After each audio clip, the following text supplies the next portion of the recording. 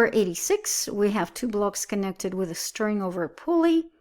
The pulley is frictionless and probably massless. Yes, of course, negligible mass. Coefficient of friction between the block A and the surface, of course. Determine the change in kinetic energy of block A as it moves from C to D, a distance of 20 meters up the incline. This is as hard as it gets, but we can do it, guys. Let's solve it two ways. Let's solve it the old way first, because you should remember how we did it before. We talked about Newton's second law separately. So net force on B would be equal to m of B times acceleration, and net force on A would be mass of A times the same acceleration, because they're connected with just one string. And we have force of gravity on B. So if I were to draw the free body diagram, I would have mb times g, force of tension, mb, I should say, mbg minus tension would give me mba. That's why it's accelerating downwards. As far as block A goes, I have mg, normal, and friction, and tension. And that tension is the same as the tension on block B, because it's the same string. Tension minus mgx, ma, and then minus force of friction would be equal to ma times acceleration. I don't know force of tension, but I can add these two because it's a system of equations, and by elimination get myself acceleration of the two blocks ma plus mb would be equal to mbg minus mag sine of 37 degrees, because we're looking at this component. This is mg sine, and then minus, and remember force of friction has a formula of mu normal, which is mu mg cosine of 37 in this case. So minus mu mag cosine of 37 degrees. A times the sum of masses, mass A plus mass B, equals, I will eventually factor some things out, but right now let me just rewrite. So it's going to be mbg minus mag sine of 37. So I'm basically just putting it all in one line, minus mu mag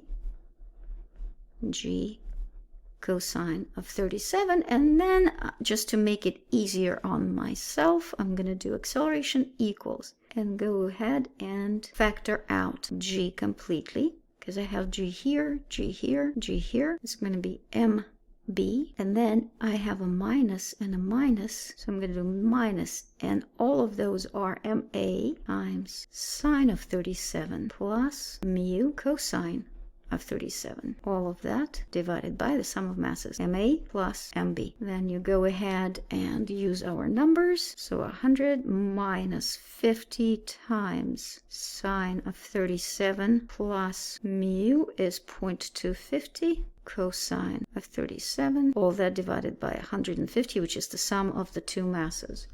Grab your calculator, have at it. I have 3.9 meters per second squared. So if that is the acceleration and the displacement is given to us as 20 meters up the incline, then I can have my v final squared equals v initial squared plus 2 acceleration change in x. So therefore my v final is going to be the root of 0 plus 2 times 3.9 times 20, 12.5 if I round meters per second. But they need the change in kinetic energy, which is mv final squared over 2 minus mv initial squared over 2. This is 0 because they told us it starts from rest. And that gets me 3906. So about 3.9, if I move it here, 3.9 kilojoules of energy gained. So we solved the old way and we got our answer through using Newton's second law for a system of objects. And here is the second way to solve this. The second way is to deal with energies and work done by friction. We can write down the equation for change in potential energy plus change in kinetic energy, all that good stuff. But what I would encourage you is to think about it critically. So we have two objects that are moving. If I look at object B, it's going to lose UG. So that UG is going to be transferring into kinetic energy of B, because it's going to start moving and accelerating, and obviously kinetic energy of A, because that is also going to be moving and accelerating. On top of that, you also will have UG for A. So these three energies will increase at the expense of UGB, I should say. And also, there is going to be a theft of friction, right? Friction is going to be doing negative work. Here's what you can think of.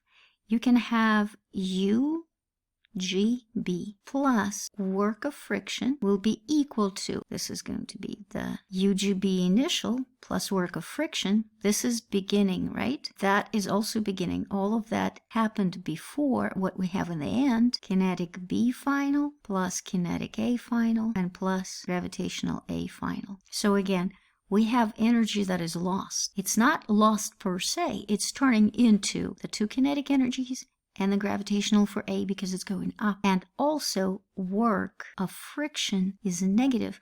So out of this positive, if I think of this as a positive chunk of energy that was dispersed into three positive energies final, and some of it was text. Think about it as text. By friction, that's how I can figure out this problem. All right, so let's look at UGB initial. Before it goes all the way down by 20 meters, it was 20 meters above from where it ends up.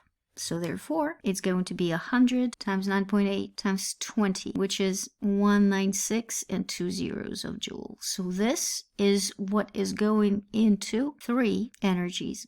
But before that, I have to add work of friction to it, which will be 20 meters cosine of 180, because friction is opposite to displacement. That's displacement, that's cosine of 180.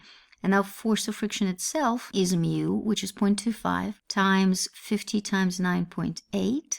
That's force of gravity. And since it's normal in the formula, we need to multiply by cosine of 37 degrees. So that, I'm going to rewrite this, 196 with 2 zeros minus 1957, and so we have our UGB initial plus work of friction turns into, and then I have my two kinetic energies, which is mv squared over 2, right? And v final squared will be the same for both of them, so I'm gonna have 100 over 2 plus 50 over 2, so that's a 75 v final squared. And then that's my two kinetic energies, plus I have 50 times 9.8 times 20 sine of 37, because I need to get my height. And then rearranging 75 v final squared, all of that is going to be 11,745. All right, and then I'm going to take v final squared is going to be that over 75, gets me 157, that's meters per second squared. That's a little bit different from what we had before, but I'm just, let me get this, 156.6 ms, and that's squared. That is v final squared, so then the change in k for object A, that's my v final squared, so I'm going to do 25, which is 50 over 2, times 156.6, and voila, which is 3.9 kilojoules, just like before.